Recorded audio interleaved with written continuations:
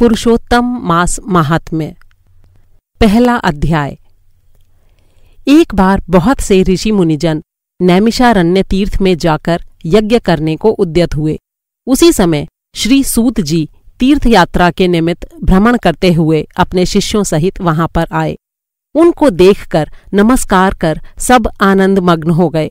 वल्कल वस्त्र पहने, प्रसन्न मुख, शांत, परमार्थ में निपुण, चंदन से शोभायमान, तुलसी की माला और जटाओं का मुकुट धारण किए हुए महाशरणम इस अद्भुत मंत्र को जपते हुए सूत जी को देखकर नैमिषारण्य के महर्षि लोग उठकर खड़े हो गए। मुनियों ने हाथ जोड़कर कहा कि हे सूत जी, हम सबकी बड़ी इच्छा है कि भगवान की अद्भुत कथाओं को सुने। तब सूत जी ने प्रसन्नता से सब ऋषियों के आगे हाथ जोड़कर नमस्कार किया। तब ऋषि कहने लगे कि हे सूत जी, हमने आपके लिए सुंदर आसन बनाया है, आप इस पर बैठिए। आप बड़े भाग्यवान हो। आपने गुरु की कृपा से भगवान के रहस्यों का वर्णन करने की शक्ति प्राप्त की है।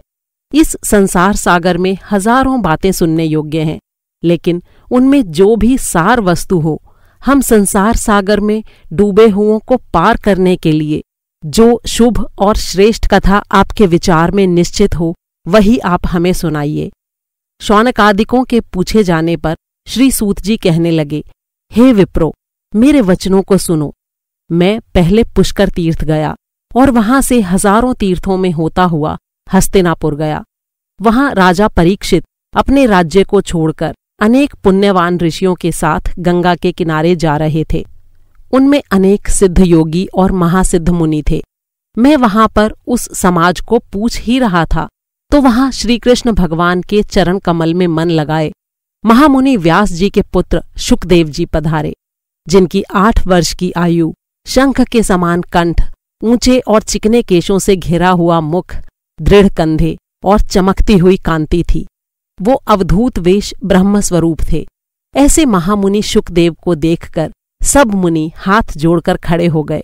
तब मुनियों के बनाए हुए कमल चक्र जैसे ऊंचे आसन पर श्री शुकदेव जी को बिठाया गया। उस आसन पर बैठे हुए ज्ञान समुद्र के चंद्रमा शुकदेव जी ऋषियों की पूजा को ग्रहण कर ऐसे शोभायमान हुए जैसे तारागणों में चंद्रमा शोभायमान होता है। पहला अध्याय समाप्त हुआ। दूसरा अध्याय। सूत जी कहने लगे, हे ऋषियों, मैं भी शुकदेव जी को राजा परीक्षित को श्रीमद् भागवत की कथा सुनाते देखकर आया हूँ। ऋषि कहने लगे, हे सूत जी, जो कुछ आपने वेदव्यास जी के मुख से सुना हो वही कथा सुनाइए। सूत जी बोले, हे ऋषियों, जैसा मुझ में ज्ञान है और जैसे मैंने व्यास जी के मुख से सुना है वो मैं तुमसे कहता हूँ। एक समय नारद जी विचरते हुए भगवान नारायण के निवास स्थान में पहुंचे। वहां पर भगवान के चरणों से अलकनंदा बह रही थी। वहां पर ब्रह्म में मन लगाए जितेंद्रिय, निर्मल और तेजोमय ऋषि को देखकर भगवान ने उनको नमस्कार किया। तब साष्टांग नमस्कार कर श्री विष्णु की स्तुति करते हुए नारद जी कहने लगे, हे देवाधिदेव, संसार के स्वामी, दया सिंधु, आप सत्यव्रती हो, त्रिसत्य हो, सत्य के सार रूप, सत्य से ही उत्पन्न हो और रसत्य योनि हो। आपको मेरा नमस्कार है। हे भगवान, सब प्राणियों का हृदय विषयों में आसक्त है। स्त्री पुत्रादि के मोह में फंसे हुए गृहस्थी लोगों का हित करने वाला और मेरे लिए भी लाभदायक कुछ विचार कर मुझे बतलाइए। मैं आपके मुखारविंद से कुछ सुनने के लिए ब्रह्मलोक से यहाँ आया हूँ। नारद जी के ऐसे वचनों को सुनकर भगवान हंसकर नारद जी से कहने लगे कि हे नारद, भगवान श्री कृष्णादि की पुण्य कथा को सुनो।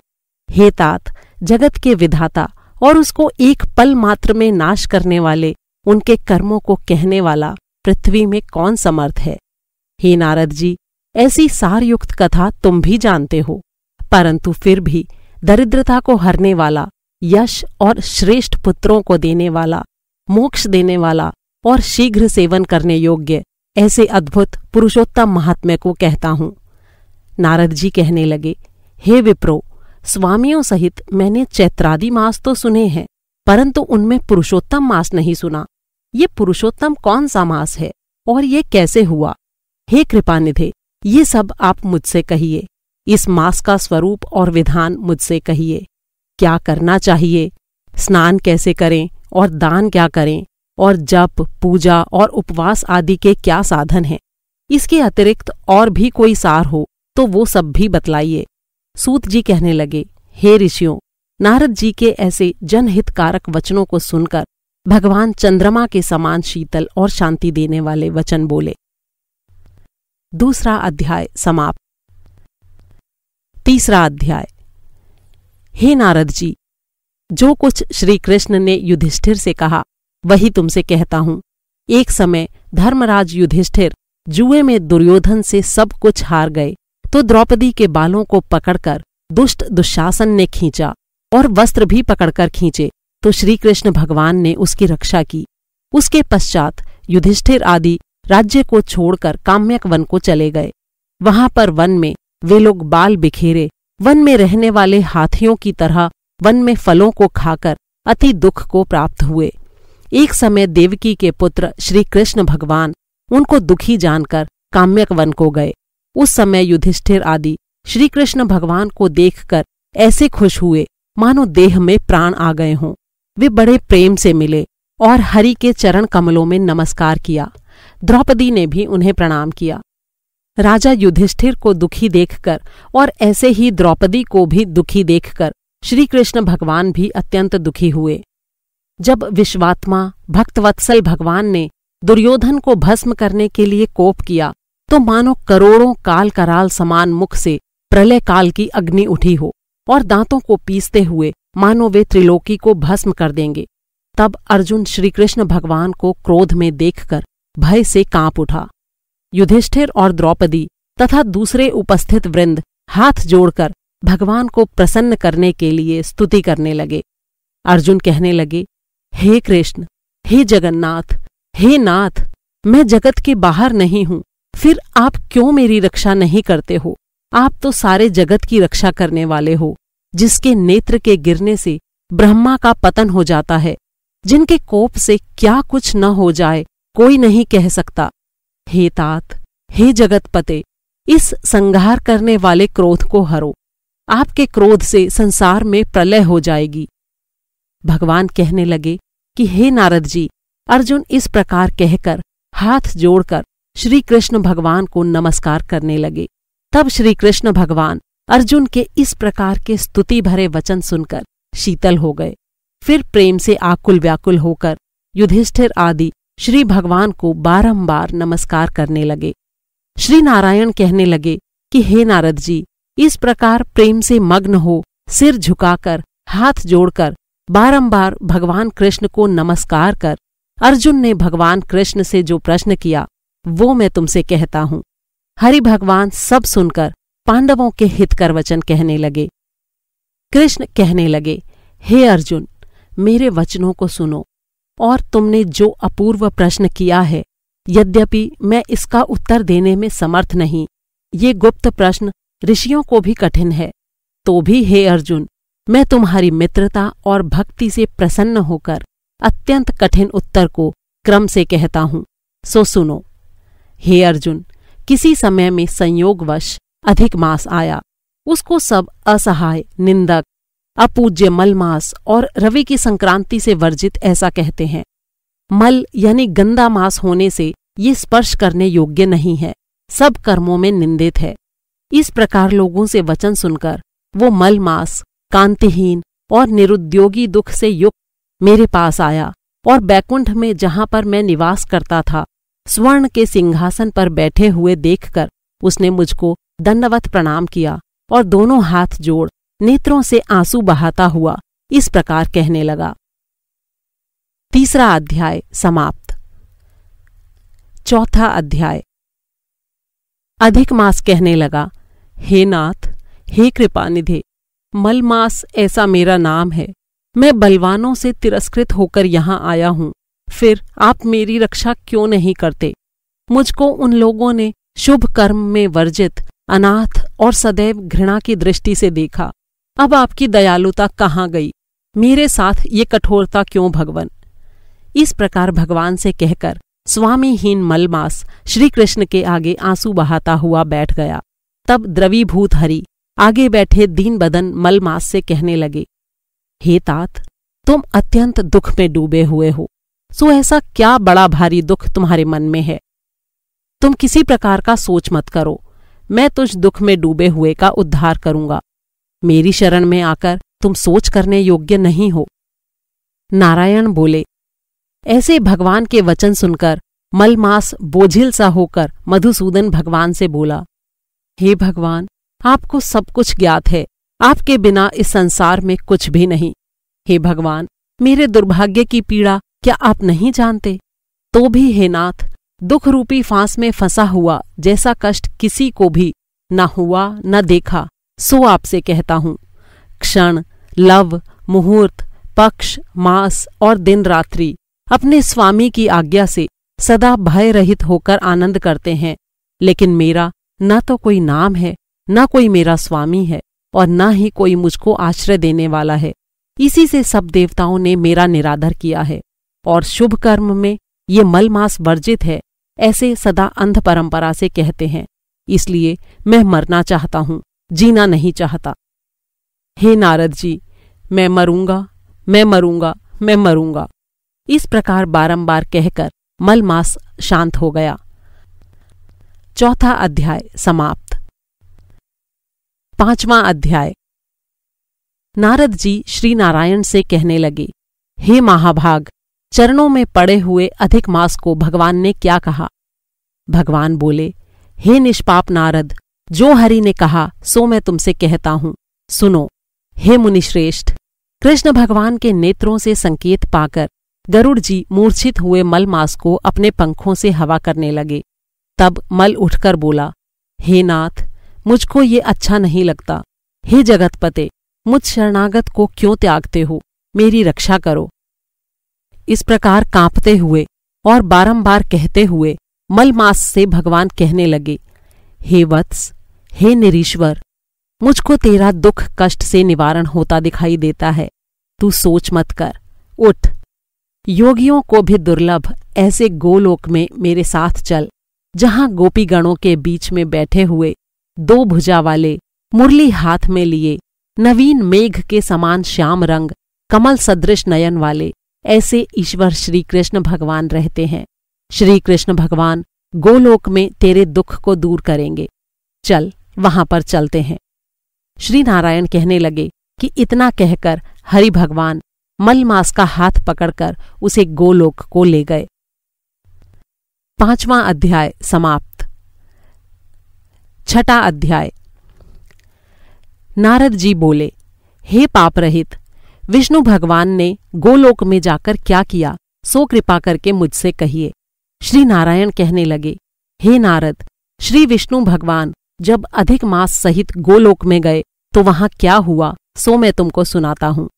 गोलोक में मणियों के खंभों से सुशोभित भगवत धाम, जिसमें मनोहर ज्योति स्थान भगवान विष्णु ने दूर से ही देखा, उसके तेज से उनके नेत्र मुंद गए। फिर अधिक मास को भगवान पीछे करके कुछ थोड़े से नेत्र खोलकर धीरे धीरे आगे बढ़े। जब उस स्थान के पास पहुंचे तो अधिक मास सहित विष्णु बड़े प्रसन्न हुए। द्वारपाल ने उन्हें नमस्कार किया। रत्नों के सिंहासन पर गोपियों के बीच बैठे हुए श्री कृष्ण को रमानाथ श्री विष्णु जी ने नमस्कार किया। फिर विष्णु ने कांपते हुए मलमास को श्री कृष्ण के चरणों में डाल दिया। तब श्री कृष्ण भगवान पूछने लगे कि ये कौन है, कहाँ से आया है और इस गोलोक में किस लिए रोता है? क्या इसका दुख कोई नहीं मिटाता? श्री नारायण कहने लगे कि हे नारद, गोलोकनाथ के वचनों को सुनकर श्री विष्णु भगवान ने आसन से उठकर आदि से अंत तक मलमास का सब वृत्तांत उन्हें सुनाया। इस प्रकार दुख रूपी दावानल से जला हुआ ये मरने को तैयार हुआ। तब दूसरे दयालु पुरुषों से प्रेरित किया गया, ये मेरे पास आया। हे ऋषिकेश, मेरी शरण में आकर दुख जाल से घिरा हुआ, बारंबार रोता हुआ और कांपता हुआ ये सब कहने लगा, इसके महादुख को आपके बिना कोई निवारण नहीं कर सकता। इसलिए इस स्वामी रहित को हाथ पकड़कर मैं आपके पास लाया हूँ। इस प्रकार श्री विष्णु भगवान कहकर हाथ जोड़कर श्री कृष्ण भगवान के आगे खड़े हो गए। इतनी कथा सुनकर शौनक आदि ऋषि कहने लगे, हे सूत जी, विष्णु और श्री कृष्ण का ये संवाद सब लोगों के लिए उपकार करने वाला है। गोलोकवासी श्री कृष्ण ने क्या कहा और क्या किया, सो विस्तार पूर्वक कहिए। 6वां अध्याय समाप्त। 7वां अध्याय। सूत जी कहने लगे कि हे तपोधन, जब विष्णु भगवान मल मास का अपार दुख कहकर चुपचाप आसन पर बैठ गए तो श्री कृष्ण ने विष्णु जी को जो गुह्य वचन कहे वो मैं तुमसे कहता हूँ। श्री पुरुषोत्तम बोले, हे विष्णु, आपने बहुत अच्छा किया जो मल मास का हाथ पकड़कर यहाँ पर ले आए। इससे इस लोक में तुम महान कीर्ति पाओगे। जिसको तुमने स्वीकार किया उसको मैंने भी स्वीकार कर लिया। इसको मैं अपने समान ही कर दूंगा। गुण, कीर्ति, अनुभव, छंदों, ऐश्वर्य, पराक्रम, भक्तों को वरदान, मेरे समान सभी गुण इसमें होंगे। जैसे मैं लोक में प्रसिद्ध हूँ वैसे ही ये भी पुरुषोत्तम नाम से विख्यात होगा। जो गुण मुझ में हैं वही मैंने इसको दिए। हे जनार्दन, तुम्हारी प्रसन्नता के लिए मैंने अपने सभी गुण इसको दे दिए और मैं ही इसका स्वामी हूँ। ये पुरुषोत्तम के नाम से जगत में प्रसिद्ध होगा और मेरे समान होकर सब मासों का स्वामी होगा। अब ये जगत का पूज्य, जगत के नमस्कार करने योग्य होकर पूजनीय होगा और पूजने वालों का दुख और दरिद्रता नाश करेगा। सब मास इच्छा वाले हैं, मैंने इसको इच्छा रहित किया। मनुष्यों को मोक्ष देने वाला अपने बराबर मैंने इसको किया। जो कोई इच्छा रहित या इच्छा वाला इसको पूजेगा वो अपने किए कर्मों को भस्म करके निस्संशय मुझको प्राप्त करेगा। हे गरुड़ध्वज, महाभाग्यशाली यति, ब्रह्मचारी, महात्मा, निराहारी भी मेरे परम स्थान को प्राप्त नहीं होते हैं, परंतु पुरुषोत्तम के भक्त मास भर में जन्म मृत्यु से रहित हो बिना श्रम के ही हरि के पद को पा सकते हैं।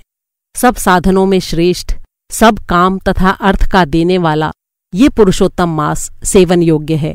जैसे हल से बोए हुए बीज करोड़ों गुना बढ़ते हैं वैसे ही पुरुषोत्तम मास में किया हुआ पुण्य कोटि गुना बढ़ता है।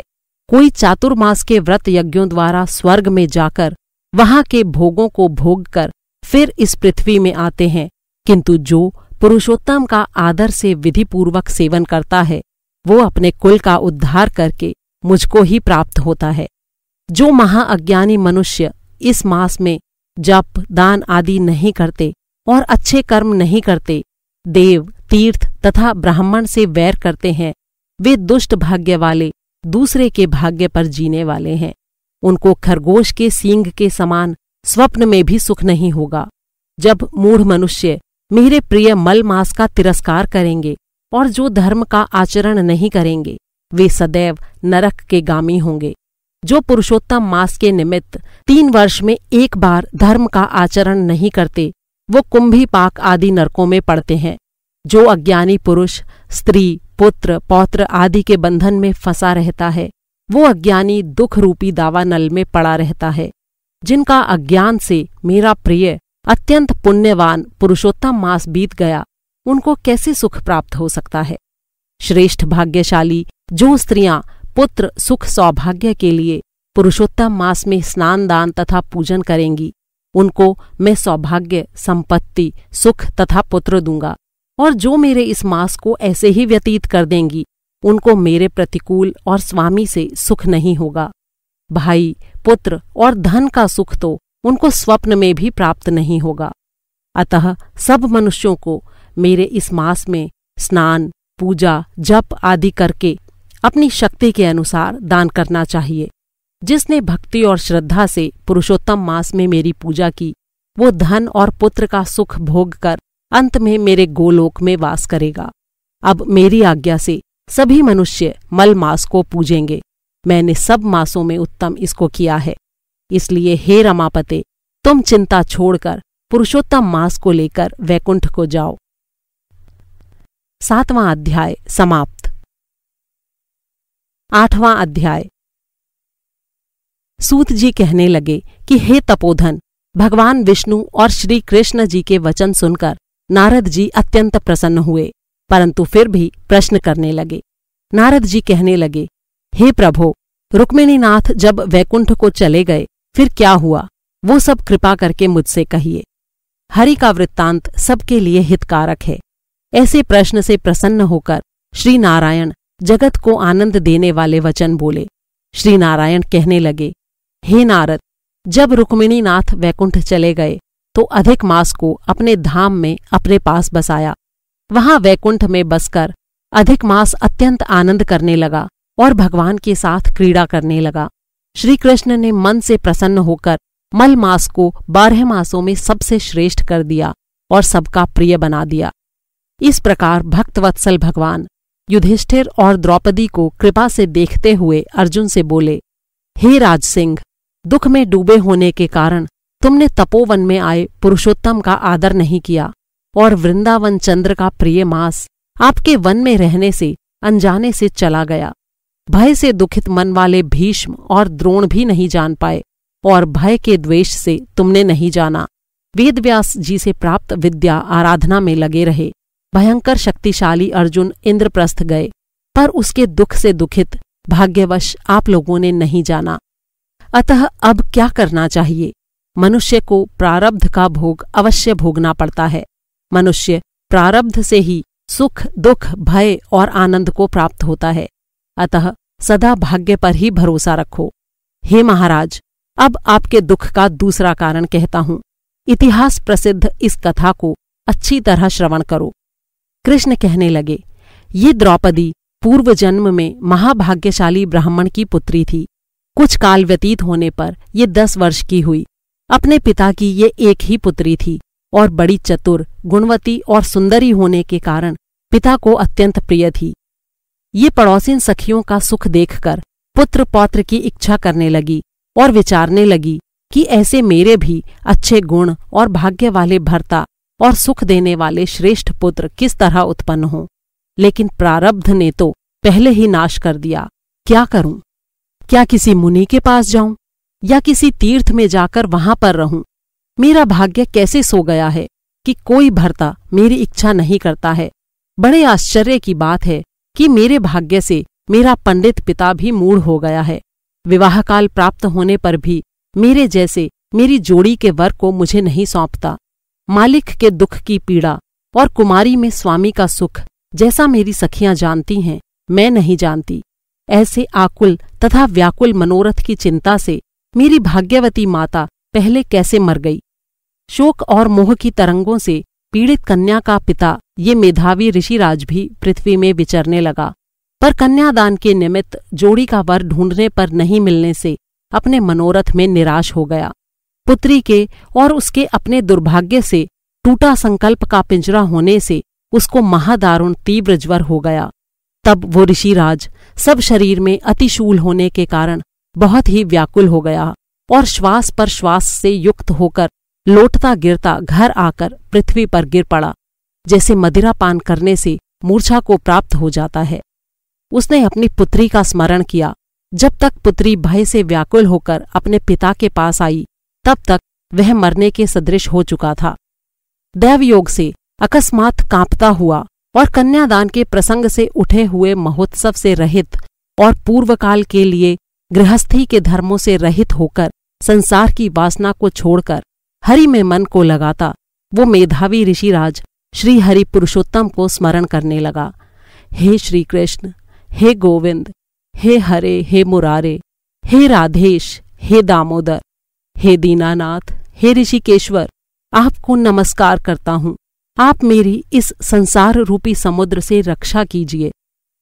इस प्रकार मुनि के वचन सुनकर बहुत जल्द ही भगवान के पार्षद मरे हुए मुनि के जीवात्मा को लेकर भगवान के वैकुंठ धाम को चले गए और वो पुत्री पिता का मरण सुनकर हाय हाय कर रोने और पिता की देह को गोदी में लेकर विलाप करने लगी। अत्यंत दुखी होकर दारुण विलाप करती हुई मानो उसका पिता जीवित हो, अत्यंत व्याकुल होकर वो कहने लगी, हे पिता, मुझको किसके सहारे छोड़कर विष्णुलोक में चले गए। हे तात, अब मैं बिना पिता के किसके पास रहूंगी। न मेरे भाई हैं, न कोई कुटुंबी। मेरी तपस्विनी माता भी नहीं है जो मेरे भोजन तथा वस्त्रों की चिंता करती। अब इस दशा में मैं भी मर जाऊंगी। जीने से अब मुझे क्या काम है। उसे इस प्रकार बारंबार रोते और विलाप करते हुए सुनकर उस वन के रहने वाले ब्राह्मण सोचने लगे कि अत्यंत करुणा भरे स्वर में इस तपोवन में कौन रोता है। फिर तपस्वी मेधावी ऋषि की पुत्री का रोना निश्चय करके वहां पहुंचे और वहां पुत्री की गोद में मरे हुए मुनि को देखकर वन के सब रहने वाले भी रोने लगे और पुत्री की गोद से मुर्दे को लेकर श्मशान घाट में ले जाकर अंत्येष्टि विधि से चारों तरफ काष्ठ लगाकर जला दिया और कन्या को समझाकर सब अपने अपने घरों को चले गए। कन्या ने धैर्य धारण कर यथाशक्ति खर्च करके अपने पिता की और्ध्वदैहिक क्रिया की। 8वां अध्याय समाप्त। 9वां अध्याय।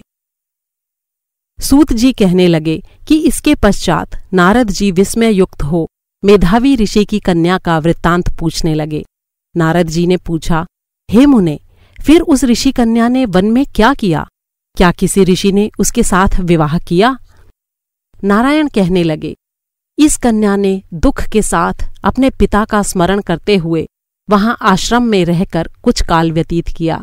भाग्यवश एक दिन उस वन में अपनी इच्छा से विचरते हुए महाकोप वाले दुर्वासा मुनि आ गए। दुर्वासा मुनि को आता हुआ देखकर शोक सागर में डूबी उस कुमारी ने उठकर धीरज धारण करके मुनि के चरणों में नमस्कार किया। नमस्कार करके मुनि का नाना प्रकार के फलों से आदर करके उनका पूजन किया। फिर मुनि कन्या आदर से कहने लगी, हे मुने, आपको नमस्कार है। मुझ दुर्भागिनी के आश्रम में आपका कैसे आना हुआ? आपके आने से मेरे भाग्य का उदय हो गया, अथवा मेरे पिता के पुण्य प्रताप मुझको समझाने के लिए आप आए हैं। आप जैसे महात्माओं के तीर्थ रूपी चरणों के रजकण को स्पर्श करके मेरा जन्म सफल हो गया, जो आप जैसे महात्माओं का मुझको दर्शन हुआ। इस प्रकार कहकर वो बाला उनके आगे चुपचाप होकर बैठ गई। तब दुर्वासा मुनि कुछ हंसकर बोले, तुम धन्य हो हे ब्राह्मण पुत्री, तुमने अपने पिता के कुल का उद्धार कर दिया है। कन्या बोली, हे ऋषि, आपके दर्शन मात्र से ही मेरा शोक समुद्र सूख गया है। हे मुने, आप जो यहाँ आए इसका परिणाम अच्छा ही होगा और मैं उत्पन्न हुई महाअग्नि की ज्वाला से जल रही हूँ। इस अग्नि को शीघ्र बुझाइए। मुझे हर्ष उपजाने वाला और कोई नहीं दिखाई देता। मुझको धैर्य देने वाली न तो मेरी माता है, न पिता, न ही भाई। मैं दुख से पीड़ित किस प्रकार अपना जीवन निर्वाह करूं? जिस दिशा को देखती हूं वही शून्य दिखाई देती है। अतः हे तपोनिधे, मेरे दुख का कोई उपाय शीघ्र करिए। ऐसा कहकर वो बाला उनके आगे बैठ गई। दुर्वासा मुनि उसके उपाय के बारे में सोचने लगे। श्री नारायण कहने लगे, हे नारद, इस प्रकार मुनि कन्या के वचनों को सुनकर मुनिराज विचार करके अत्यंत कृपा से इस बाला को देखकर कुछ हितकारक वचन बोले। 9वां अध्याय समाप्त। 10वां अध्याय। ऋषि कहने लगे, हे सुंदरी, अब से तीसरा मास पुरुषोत्तम मास आएगा। उसमें स्नान करने से मनुष्य सारे दोषों से छूट जाता है। इसके तुल्य कार्तिक आदि कोई भी मास नहीं है। सब मास और पक्ष और जो भी पर्व हैं पुरुषोत्तम मास की 16वीं कला के बराबर भी नहीं है। 12,000 वर्ष तक गंगा में स्नान करने से जो फल मिलता है और सिंह के बृहस्पति में आने पर गोदावरी गंगा में स्नान करने से जो फल मिलता है, वही फल कहीं भी पुरुषोत्तम मास में एक बार स्नान करने से प्राप्त हो जाता है। यही श्री कृष्ण का प्रिय मास है।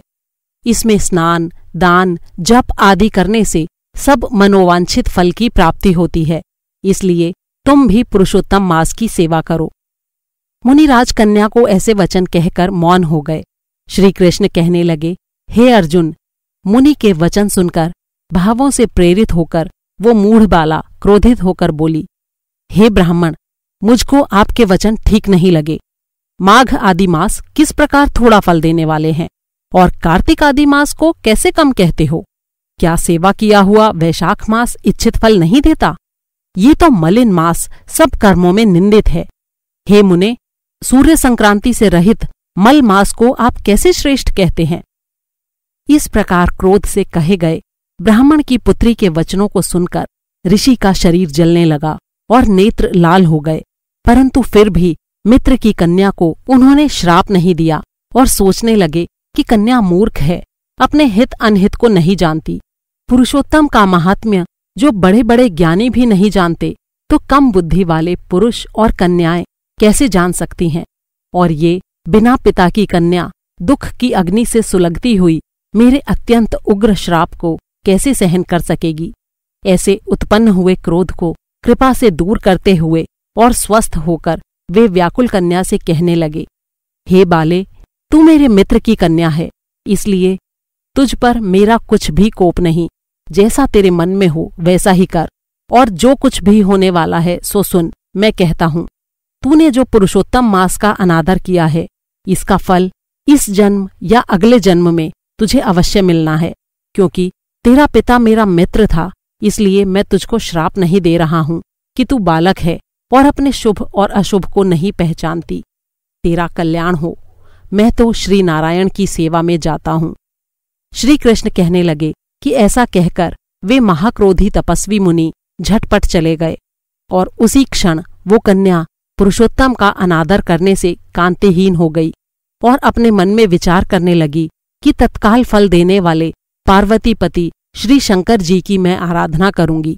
ऐसा निश्चय करके अपने आश्रम में आकर महाकठिन तप करने की इच्छा करने लगी।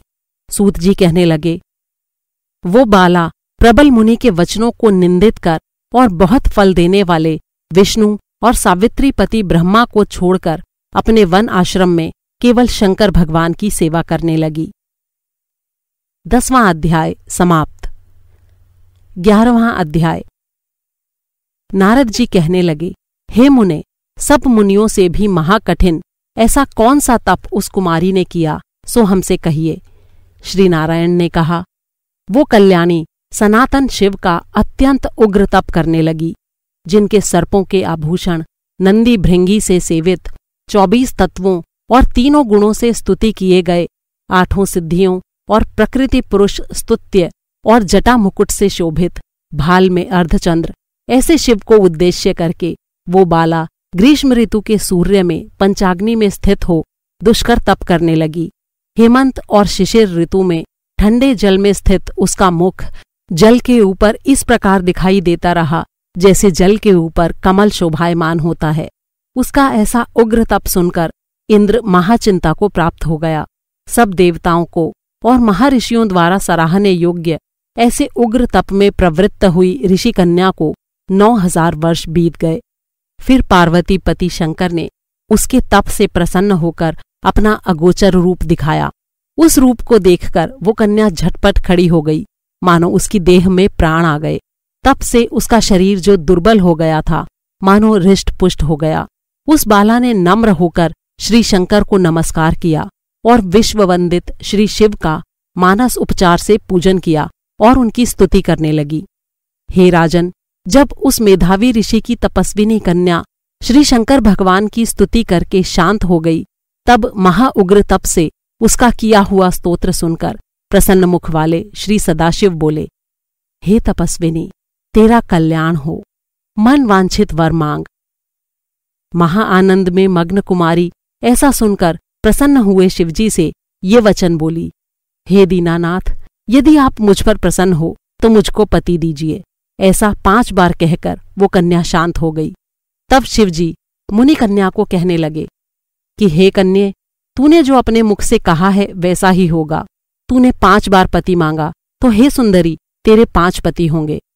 श्री कृष्ण कहने लगे, श्री शिव के ऐसे अनीति प्रिय वचन सुनकर वो बाला बोली, हे सदाशिव, एक स्त्री के एक ही पति हो सकता है। कहीं भी कोई भी स्त्री 5 पति वाली न देखी न सुनी। एक पुरुष के 5 स्त्री तो हो सकती हैं, लेकिन 5 पति वाली स्त्री कैसे होगी? आपको ऐसा कहना योग्य नहीं। हे प्रभु, ऐसा वरदान देने में आपको ही लज्जा होगी।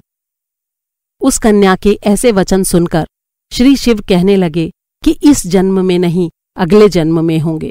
वहां तू तपोबल से योनि से उत्पन्न नहीं होगी और वहां भर्ता से उत्पन्न सुख को प्राप्त होकर परम पद को प्राप्त होगी। दुर्वासा मेरा ही रूप है। तूने उनका तिरस्कार किया। यदि दुर्वासा कोपायमान हो जाएं, तो तीनों लोकों को जलाकर भस्म कर दें। तूने अत्यंत ब्रह्म तेज का तिरस्कार किया और तूने भगवान के प्रिय पुरुषोत्तम मास का व्रत भी नहीं किया, जिसको श्री कृष्ण भगवान ने सब ऐश्वर्य सौंप दिया है।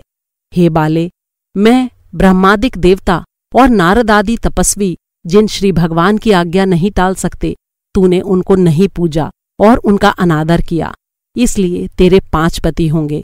हे बाले, जो पुरुषोत्तम मास की निंदा करता है वो घोर नरक में जाता है, उसके विपरीत कभी भलाई नहीं हो सकती।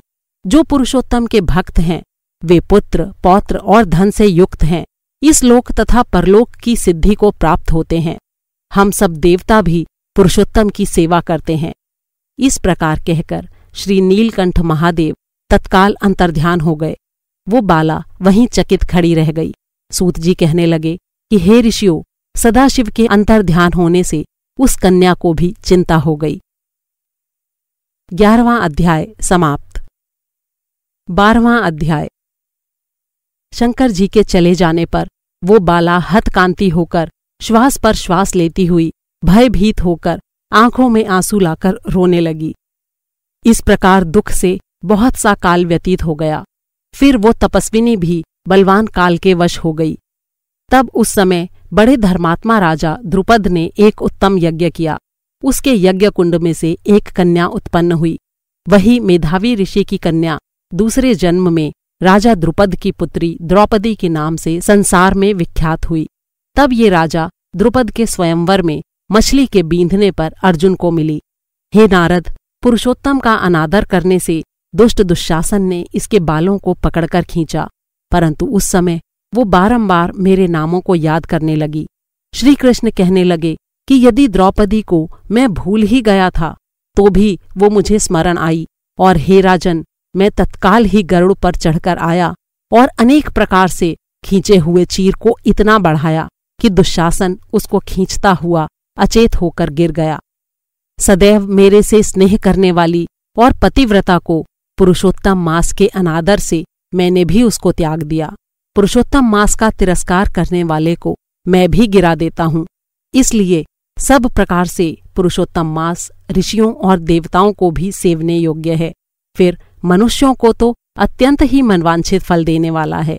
इसलिए आने वाले पुरुषोत्तम मास की आराधना करो, अब सब कुछ अच्छा ही होगा। श्री नारायण कहने लगे।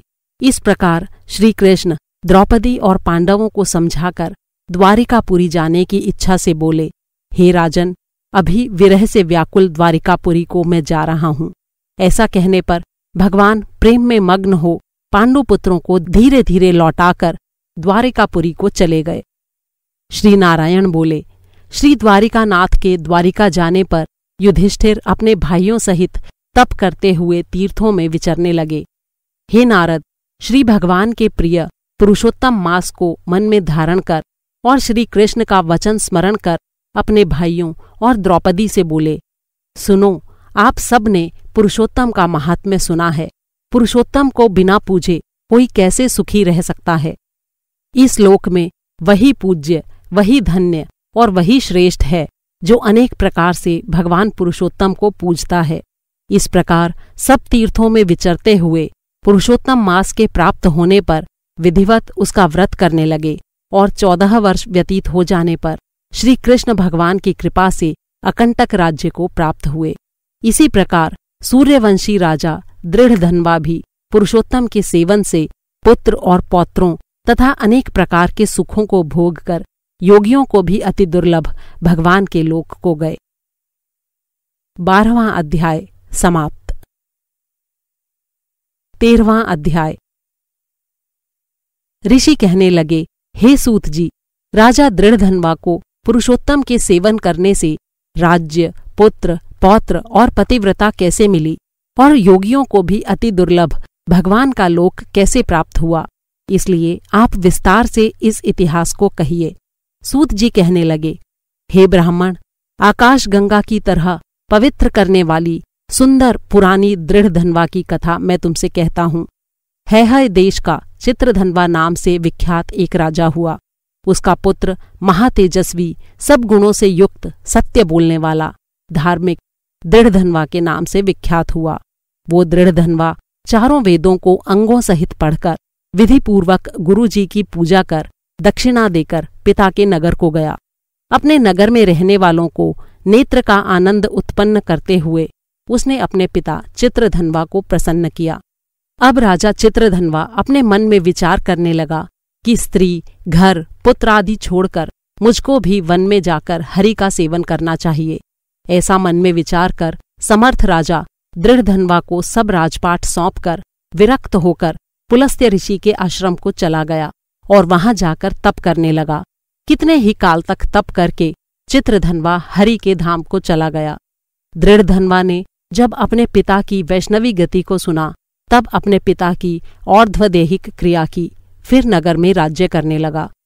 राजा दृढ़धनवा की गुणसुंदरी नाम की स्त्री थी। उसके 4 पुत्र हुए और चारुमती नाम की एक कन्या उत्पन्न हुई। उसके पुत्र चित्रवाक, चित्रवाह, मणिमान और चित्रकुंडल नामों से विख्यात हुए। श्री नारायण कहने लगे कि एक समय सोते हुए उस राजा के मन में ये विचार उत्पन्न हुआ कि मेरा ये सब वैभव किस पुण्य के प्रभाव से हुआ। न मैंने कोई तप किया, न दान दिया, न कुछ हवन किया। अपने इस भाग्य का कारण किससे पूछूं? इसी विचार में राजा की सारी रात्रि व्यतीत हो गई। प्रातः ब्रह्म मुहूर्त में उठकर यथाविधि स्नान आदि करके खड़ा होकर उदय होते हुए सूर्य को अर्घ्य देकर ब्राह्मणों को दान आदि देकर और नमस्कार करके वो राजा घोड़े पर चढ़कर तत्काल शिकार के लिए वन में गया। वहां उसने शिकार किया। उसी वन में राजा दृढ़धनवा के बाण से घायल होकर एक मृग दूसरे वन में भाग गया। घायल मृग के शरीर से गिरते हुए रुधिर के निशानों से राजा दृढ़धनवा भी उसके पीछे पीछे भागा, पर थोड़ी देर में मृग राजा की दृष्टि से ओझल होकर कहीं छिप गया। राजा ने प्यास से व्याकुल होकर फिरते फिरते सागर के समान एक सरोवर को देखा। वहां पर तत्काल जाकर उसने पानी पिया। वहीं उसने अत्यंत घनी छाया वाला वट का एक वृक्ष देखा। उसकी जटा से घोड़े को बांधकर राजा वहां पर बैठ गया। तभी मनुष्य की वाणी बोलता हुआ एक शुक यानी तोता वहां आया। राजा को अकेले बैठा हुआ देखकर वो शुक बार बार एक ही श्लोक बोलता रहा। तू पृथ्वी में अत्यंत सुख को देखकर सार वस्तु को नहीं विचारता तो कैसे पार पहुंचेगा? उसके इन रहस्यपूर्ण वचनों को सुनकर राजा को यही सोच हुआ कि ये बारंबार ऐसे वचन क्यों कहता है? कहीं ये शुकदेव जी तो नहीं है? मुझ मूढ़ को संसार सागर में डूबे हुए देखकर मुझको श्री कृष्ण का भक्त समझकर मुझ पर कृपा करके मेरा उद्धार करने को आए हैं। वो इसी विचार में था कि पीछे से उसकी सेना आ गई। वो तोता तो राजा को उपदेश देकर अंतर्ध्यान हो गया और राजा अपने नगर में आकर उसके वाक्यों को बार बार स्मरण करता रहा। 13वां अध्याय समाप्त। 14वां अध्याय। श्री नारायण बोले, राजा इसी प्रकार चिंताग्रस्त रहता था कि एक समय वाल्मीकि ऋषि उसके यहाँ आए। राजा ने जल्दी से उठकर भक्ति सहित उनके चरणों में नमस्कार किया। तब वाल्मीकि ऋषि राजा को शांत देखकर कहने लगे, हे राजा, तेरे मन में जो कुछ भी चिंता है वो बिना संकोच के कहे, क्या बात है? दृढ़धनवा ने कहा, महाराज, आपके चरणों की कृपा से सब सुख है, परंतु हे विद्वान, एक बड़ा भारी संदेह मेरे मन में है। अतः उस वन के तोते के मुख से लगे हुए शूल को आप दूर कीजिए। वाल्मीकि ऋषि राजा के ये वचन सुनकर बोले, हे राजन, पूर्व जन्म में तुम द्रविड़ देश में ब्राह्मण के घर में ताम्रपर्ण के किनारे उत्पन्न हुए थे। तुम्हारा नाम सुदेव था। तुम धार्मिक, सत्यवादी, जितना मिले उतने में ही संतुष्ट रहने वाले थे। तुम्हारी स्त्री उत्तम गुणों वाली गौतम ऋषि की पुत्री गौतमी नाम से विख्यात थी। गृहस्थाश्रम के धर्म में चलने वाले सुदेव को कितना ही काल व्यतीत हो गया, लेकिन उसके संतति नहीं हुई। एक दिन आसन पर बैठा हुआ अपनी स्त्री से सेवा कराता हुआ थका हुआ वो ब्राह्मण कहने लगा, हे सुंदरी, संसार में पुत्र से परे कोई नहीं, क्योंकि तप दान से उत्पन्न पुत्र परलोक में सुख देते हैं। शुद्ध वंश में उत्पन्न हुई संतति इस लोक और परलोक में सुख देती है। उस श्रेष्ठ संतति को यदि प्राप्त न हुआ तो मेरा जीना ही वृथा है। मैंने न पुत्र खिलाया, न उसे वेदों का अध्ययन कराया, न ही उसका विवाह आदि किया, इसलिए मेरा जन्म वृथा है। इसलिए शीघ्र ही मेरी मृत्यु हो जाए तो अच्छा है। मुझको जीने की इच्छा नहीं है। इस प्रकार अपने पति के वचनों को सुनकर उस सुंदरी के मन में अत्यंत दुख हुआ और वो बोली, हे प्राणेश्वर, ऐसे तुच्छ वाक्य मत कहो। तुम्हारे जैसे वैष्णव शूरवीर कभी निराश नहीं होते। हे विप्र, आप सत्य धर्म में तत्पर रहें। आपने तो स्वर्ग जीता है। पुत्र की इच्छा है तो हरि जगन्नाथ की आराधना करो। वो ब्राह्मण श्रेष्ठ अपनी धर्म पत्नी के ऐसे वचन सुनकर निश्चय के साथ ताम्रपर्णी नदी के किनारे चला गया। वहां जाकर पुण्य तीर्थ में स्नान कर महाभयंकर तप करने लगा। ऐसे उस तपोनिधि के 4000 वर्ष बीत गए। हे ब्राह्मण, उसके तप से त्रिलोकी कांप उठी। महाउग्र उस सुदेव का तप देखकर बड़े वेग से गरुड़ पर चढ़कर भक्तवत्सल श्री भगवान वहां प्रकट हुए। श्री नारायण बोले, हे नारद जी, नवीन मेघ के समान चतुर्भुज जगत के पालन करने में समर्थ उन मुरारी के आनंदित मुख को देखकर बड़े हर्ष के साथ सुदेव ब्राह्मण ने मुकुंद को साष्टांग नमस्कार किया। 14वां अध्याय समाप्त। 15वां अध्याय। वाल्मीकि ऋषि कहने लगे, इस प्रकार विष्णु की स्तुति कर ब्राह्मण सुदेव हरि के आगे बैठ गया। तब भगवान ऐसी स्तुति सुन मेघ के समान गंभीर वाणी में बोले, हे वत्स, तुमने बड़ा घोर तप किया है, इसलिए जो इच्छा हो वर मांगो। सुदेव बोले, हे नाथ, जो आप प्रसन्न हुए हैं तो मुझको एक श्रेष्ठ पुत्र दीजिए। इस प्रकार ब्राह्मण के वचन सुनकर श्री भगवान बोले, हे वत्स, पुत्र का सुख विधाता ने तेरे भाग्य में नहीं लिखा। मैंने तेरे भालपट्ट के सब अक्षर देखे हैं, परंतु उनमें 7 जन्मों में भी तुझे पुत्र का सुख नहीं है। भगवान के ऐसे वज्र प्रहार जैसे निष्ठुर वचन सुनकर जड़ से कटे हुए वृक्ष की तरह वो इस प्रकार पड़े हुए देखकर अत्यंत दुखी हुई और स्वामी को पुत्र के सुख से रहित देखकर रोने लगी। फिर वो स्त्री धैर्य धारण कर अपने पड़े हुए पति से इस प्रकार बोली, हे नाथ, धीरज धारण कीजिए, उठिए। जो विधाता ने ललाट में लिख दिया है वो सुख अथवा दुख अवश्य ही भोगना पड़ेगा। इस प्रकार उस स्त्री के तीव्र शोक से युक्त वचन सुनकर उत्पन्न दुख से कांपता हुआ गरुड़ विष्णु से कहने लगा, हे हरे, आप इस शोक सागर में डूबी हुई ब्राह्मणी को देखिए और गिरते हुए आंसुओं से व्याकुल ब्राह्मण को देखिए। हे दीनबंधो, आपकी दुखों को न सहने वाली दया कहाँ गई? श्री नारायण बोले, इस प्रकार गरुड़ के वचन सुनकर श्री विष्णु भगवान गरुड़ से अमृत के समान वचन बोले, हे खगवर, इस ब्राह्मण को एक एक मनोगत पुत्र शीघ्र दें। इस प्रकार हरि के अनुकूल वचन सुनकर गरुड़ ने अति प्रसन्न होकर उस ब्राह्मण को अति सुंदर पुत्र दिया। 15वां अध्याय समाप्त। 16वां अध्याय। वाल्मीकि कहने लगे, इस प्रकार अनुपम वर देकर दोनों स्त्री पुरुषों के देखते देखते हरि भगवान गरुड़ पर चढ़कर अपने स्थान को चले गए।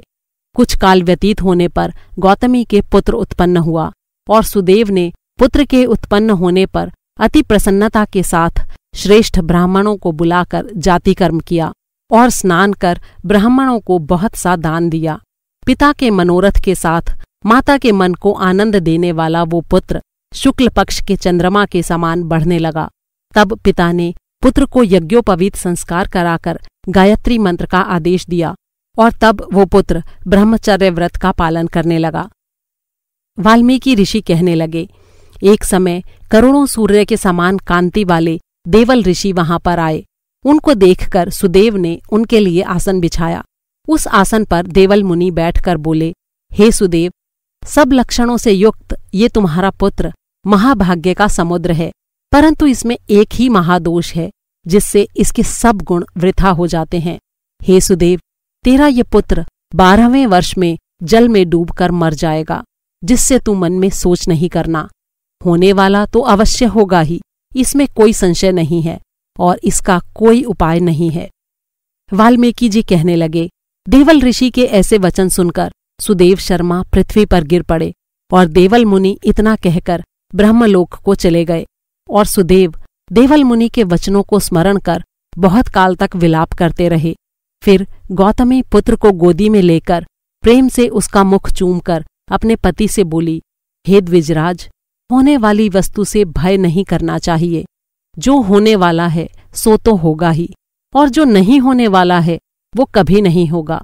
इसलिए हे नाथ उठो और सब शरणागत जीवों के रक्षक, निर्वाण पद को देने वाले सनातन हरि को भजो। वाल्मीकि ऋषि कहने लगे, इस प्रकार सुदेव ब्राह्मण अपनी स्त्री के वचन सुनकर सतोगुण को प्राप्त हुआ और हृदय में हरि के चरण कमल को धारण कर अपने पुत्र से उत्पन्न दुख को उसने तत्काल त्याग दिया। 16वां अध्याय समाप्त। 17वां अध्याय। एक दिन उनका पुत्र शुकदेव अपने मित्रों सहित बावड़ी में स्नान करने के लिए गया और उनके साथ जल में प्रवेश करके नहाने लगा। तभी वो जल में डूबकर मर गया। उसको जल से बाहर न आते देख उसके साथी हाहाकार करते हुए भागे और सब बालकों ने गौतमी को जाकर सब वृत्तांत सुनाया। उन बालकों की इस अप्रिय वाणी को सुनकर वो पृथ्वी पर गिर पड़ी। इतने में सुदेव भी वन से आ गया और अपने पुत्र का मरण सुनकर कटे हुए वृक्ष की तरह पृथ्वी पर गिर पड़ा।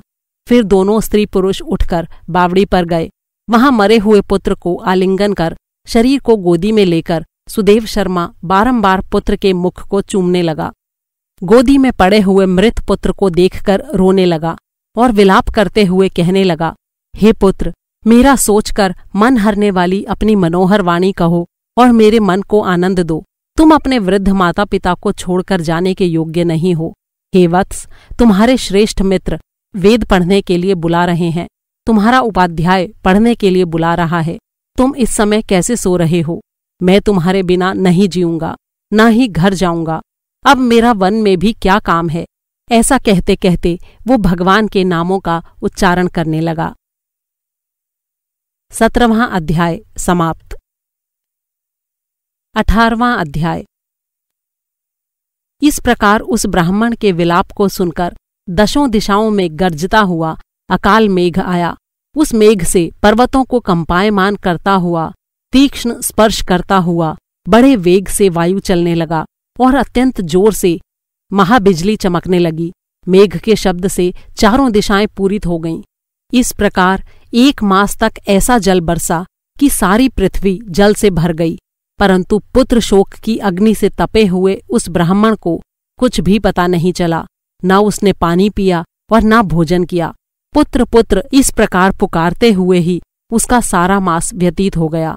वो मास श्री कृष्ण भगवान का प्रिय पुरुषोत्तम मास था। सो अनजाने में ही उस ब्राह्मण से पुरुषोत्तम मास की सेवा हो गई, जिससे अत्यंत प्रसन्न होकर श्री कृष्ण भगवान प्रकट हुए। उस समय मेघ बरसना बंद हो गया। फिर उस ब्राह्मण ने श्री कृष्ण भगवान को देखकर शीघ्र पुत्र को पृथ्वी पर रखकर स्त्री सहित श्री कृष्ण भगवान को दंडवत नमस्कार किया और हाथ जोड़कर उनके आगे बैठ गया। अनजाने में पुरुषोत्तम मास के सेवन से प्रसन्न होकर भगवान अमृतवाणी से बोले, हे सुदेव, तुम धन्य हो और अत्यंत भाग्यवान हो। जो कुछ होने वाला है सो सुनो, मैं कहता हूँ। हे ब्राह्मण, तेरे इस पुत्र की 12,000 वर्ष की आयु होगी और हे द्विजोत्तम, तेरे को सुख देने वाला पुत्र होगा, इसमें कोई संदेह नहीं है। मैंने प्रसन्न होकर तुझको पुत्र दिया। श्री नारायण कहने लगे, हे नारद, भगवान के इतना कहने पर उस ब्राह्मण का वो पुत्र जीवित होकर उठ बैठा और ब्राह्मण और उसकी स्त्री दोनों ही उसे देखकर महा आनंदित हुए और देवता भी पुष्पों की वर्षा करने लगे। शुकदेव जी ने उन दोनों माता पिता और श्रीहरि को नमस्कार किया और गरुड़ भी पुत्र सहित ब्राह्मण को देखकर अत्यंत प्रसन्न हुआ। तब ब्राह्मण आश्चर्ययुक्त होकर श्रीहरि को नमस्कार कर हाथ जोड़कर गदगद वाणी से संशय काटने के लिए आनंद सहित भगवान से पूछने लगा, हे भगवान, मेरे 4000 वर्ष तक निरंतर महाकठिन तप करने पर आपने जो कठोर वचन मुझसे कहे थे कि मेरे 7 जन्मों में भी पुत्र का सुख नहीं है, उस वाक्य के उल्लंघन का हेतु और मरे हुए पुत्र को जीवित करने का क्या कारण है? 18वां अध्याय समाप्त। 19वां अध्याय। नारायण जी ने कहा, हे नारद, भक्तवत्सल भगवान अपनी वाणी से सुदेव ब्राह्मण को प्रसन्न करते हुए बोले कि हे द्विजराज, जिससे मैं प्रसन्न हुआ क्या तुम ये नहीं जानते? मेरा प्रिय पुरुषोत्तम मास आने पर तुम दोनों स्त्री पुरुषों के उपवास करने से और यहाँ पर बैठकर मेरा नाम जपने से पुरुषोत्तम मास की सेवा हुई। एक बार वेद में कहे गए साधनों को और दूसरी ओर पुरुषोत्तम मास के सेवन को जब ब्रह्मा जी तोलने लगे तो वेदोक्त साधन बहुत हल्के निकले और पुरुषोत्तम मास का सेवन भारी हुआ। इसीलिए संसार में पुरुषोत्तम मास अधिक पूज्य और मान्य है। जो मनुष्य जन्म लेकर श्री पुरुषोत्तम मास में जप तप स्नान दान आदि नहीं करते हैं वे जन्म जन्मांतर में दरिद्री होते हैं। अतः सब प्रकार से यत्न करके मेरे प्रिय पुरुषोत्तम मास का सेवन करना चाहिए। जो पुरुषोत्तम की सेवा करेगा वो भाग्यवान धन्य होकर मुझको प्राप्त होगा। श्री नारायण बोले, हे मुने, जगदीश्वर हरि भगवान इस प्रकार कह के तत्काल गरुड़ पर चढ़कर अत्यंत पवित्र वैकुंठ लोक को चले गए। स्त्री सहित सुदेव ब्राह्मण मृत प्राय होकर फिर जीवित हो गए और शुकदेव को देखकर रात दिन अत्यंत हर्षित होते रहे और कहने लगे कि ये अत्यंत आश्चर्य की बात है कि ऐसा मास कहीं भी न देखा न सुना। इस प्रकार आश्चर्ययुक्त होकर वो सुदेव ब्राह्मण अत्यंत श्रद्धायुक्त होकर पुरुषोत्तम का सेवन करने लगा। ऋषि वाल्मीकि कहते हैं, वही तुम राजा दृढ़धन्वा विख्यात हुए।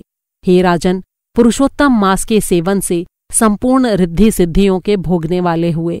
हे राजन, जो तुमने मुझसे पूछा था सो अब मैंने तुमको बतलाया और पूर्व जन्म में जो शुकदेव तुम्हारा पुत्र था वही तोता था।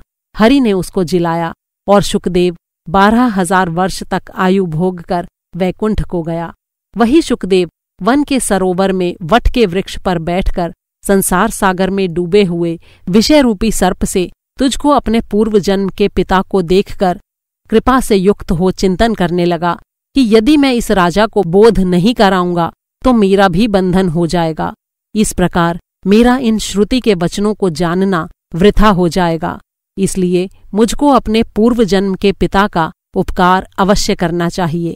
ऐसा सोचकर ही उस तोते ने तुमको ज्ञान दिया। 19वां अध्याय समाप्त। 20वां अध्याय। सूत जी कहने लगे, नारायण के मुख से दृढ़धन्वा के पूर्व जन्म के वृत्तांत को सुनकर नारद जी श्री नारायण से पूछने लगे, हे तपोधन, राजा दृढ़धन्वा फिर वाल्मीकि ऋषि को क्या कहने लगे सो कृपा करके आप मुझसे कहिए। श्री नारायण बोले, हे नारद, राजा दृढ़धन्वा वाल्मीकि ऋषि से कहने लगा, हे मुने, ये मोक्ष देने वाला पुरुषोत्तम मास व्रत कैसे करना चाहिए और कैसी तथा किसकी पूजा करनी चाहिए और इसकी विधि क्या है, सो आप कृपा करके सब लोगों के हित के लिए मुझसे कहिए। वाल्मीकि मुनि बोले, हे राजन, ब्रह्म मुहूर्त में उठकर पार ब्रह्म का चिंतन कर शौच आदि जाए, फिर स्नान प्राणायाम करके संध्या वदन करके जब तक सूर्य का दर्शन न हो गायत्री का जप करता रहे, फिर सूर्य के मंत्रों से सूर्य को अर्घ्य देवे और सायंकाल अपने पैरों तथा भूमि को नमस्कार करे। फिर यस्य स्मृत्या इस मंत्र से प्रार्थना करे। जो ब्राह्मण श्रद्धा से विधिपूर्वक संध्या करता है उसको तीनों लोकों में कुछ भी कठिन नहीं है। ये सब कृत्य दिन के पूर्व भाग का है।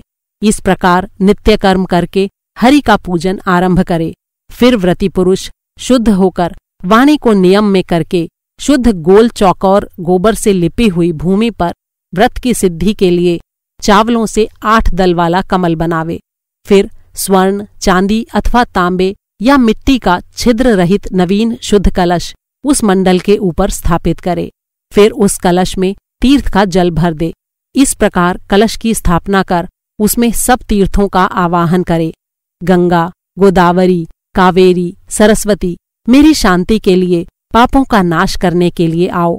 फिर कलश को मंत्रों से गंध, अक्षत, नैवेद्य और ताजे पुष्पों से पूजकर कलश के ऊपर पीले वस्त्र से लपेटा हुआ तांबे का पात्र रख दें। फिर उस पात्र के ऊपर राधा कृष्ण की मूर्ति स्थापित करे। फिर भक्ति युक्त हो विधि से उसका पूजन करे। 20वां अध्याय समाप्त। 21वां अध्याय। वाल्मीकि ऋषि कहने लगे कि फिर प्रतिमा को अग्नि द्वारा शुद्ध करके प्राण प्रतिष्ठा करे अन्यथा मूर्ति धातु ही रहती है। तद विष्णु, ऐसे पुरुषोत्तम के बीज जैसे वेदों के मंत्र को जानने वाला ब्राह्मण निरंतर हृदय पर अंगूठा रखकर इन मंत्रों से हृदय में प्राण प्रतिष्ठा करे कि इस मूर्ति के लिए प्राण रहें या इस मूर्ति के लिए प्राण जाएं।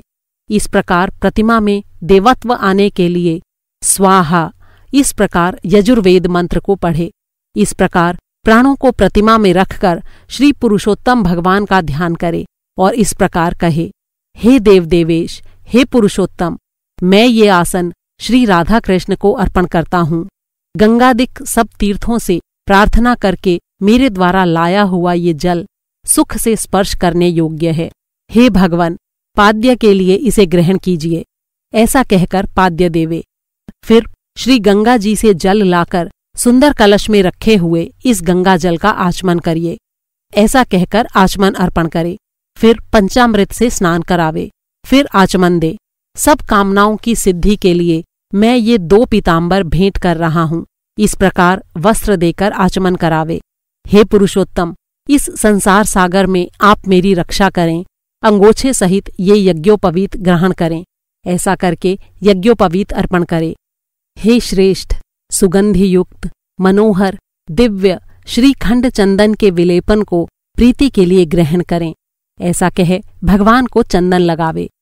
हे पुरुषोत्तम, शोभायमान अक्षतों को ग्रहण करिए। ऐसा कहकर अक्षत चढ़ावें। इस प्रकार केशवादि 24 मंत्रों से नाम के अंत में चतुर्थी विभक्ति लगाकर प्रत्येक अंग की पूजा करे। फिर पुष्पादि लेकर एक एक वस्तु से श्री पुरुषोत्तम का पूजन करे। 21वां अध्याय समाप्त। 22वां अध्याय। राजा कहने लगे कि हे तपोधन, पुरुषोत्तम के व्रत करने वाले को क्या भोजन करना चाहिए और क्या नहीं करना चाहिए, सब नियम विस्तार पूर्वक कहिए। वाल्मीकि ऋषि बोले, हे राजन, पुरुषोत्तम के जो नियम कहे गए हैं वो सब नियम मैं संक्षेप में कहता हूँ, आप सुनिए।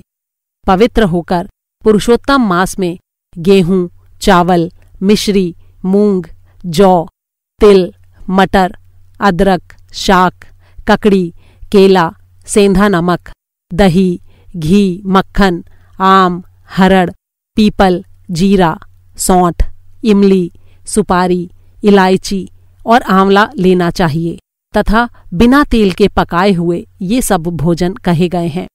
सब प्रकार के आमिष और मांस आदि, बेर, राई, नशे वाले पदार्थ, दाल, तिलों का तेल, लाहे से दूषित, भाव से दूषित, क्रिया से दूषित, शब्द से दूषित ऐसे अन्नों को त्याग देना चाहिए। पुरुषोत्तम मास में देव, वेद, ब्राह्मण, गुरु, गौ, व्रत करने वाले, स्त्री, राजा और महात्माओं की निंदा न करे। अपनी शक्ति के अनुसार भगवान विष्णु की प्रसन्नता के लिए व्रत भी करे। वाल्मीकि ऋषि कहते हैं कि हे राजन, व्रत करने वाला कार्तिक अथवा माघ मास में भी इन नियमों का पालन करे, अन्यथा नियम के बिना व्रती मनुष्य व्रत के फल को प्राप्त नहीं होता। यदि शक्ति हो तो बिना खाए पुरुषोत्तम मास का व्रत करे। यदि निराहार न रहा जाए तो घी पी लेवे या मांगा हुआ दूध पी लेवे, या व्रत करने वाला शक्ति के अनुसार फलाहार कर लेवे। बुद्धिमान पुरुष जैसे व्रत में भंग नहीं हो वैसे ही कर लेवे। पुरुषोत्तम मास में 1,00,000 तुलसी दल से शालिग्राम का पूजन करने से अत्यंत ही पुण्य प्राप्त होता है।